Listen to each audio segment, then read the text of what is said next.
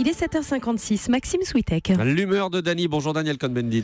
Bonjour Maxime. Ce matin, Dany, en ce 23 décembre, vous avez donc très envie de nous raconter un conte de Noël. Exactement Maxime, exactement. Imaginez, j'ai dû déménager il y a 3 jours un bureau et 2 jeunes m'ont aidé. Ce sont 2 jeunes réfugiés syriens qui ont intégré l'équipe de football de mon fils, l'équipe La Bonne Chose, FC Kudüs'in, le football club La Bonne Chose.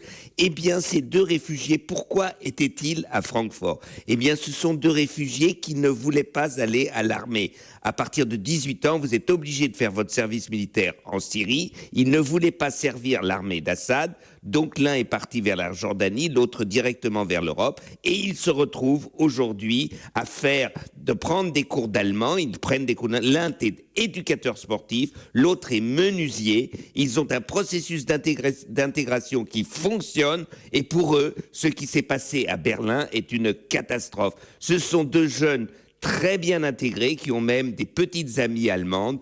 Donc vous voyez, l'intégration, l'accueil des réfugiés, ça peut marcher. Ça peut marcher, mais pardon Dany, l'actualité de ces dernières heures en Allemagne tente à montrer qu'hélas, certains réfugiés ne sont pas comme ça.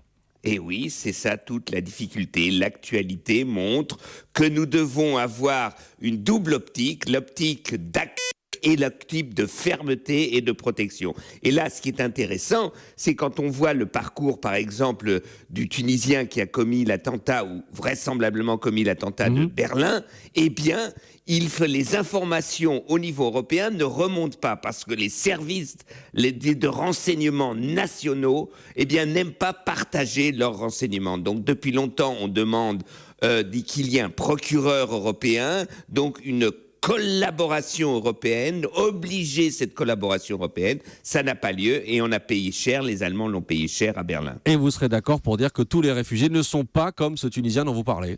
Exactement, et c'est ça tout le problème. Chaque réfugié a son histoire, sa petite histoire.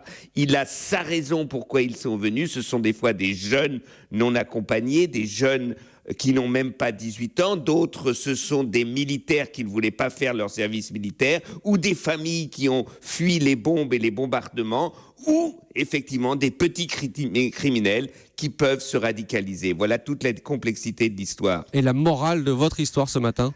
Écoutons, regardons, ne tirons pas des conclusions trop rapidement. C'est horrible, on n'arrivera pas à éviter toutes les horreurs, mais pour une fois, soyons prudents d'un côté, ne justifiant pas l'injustifiable, et d'un autre côté, ne généralisons pas trop vite. Merci Daniel Cohn-Bendit. À lundi.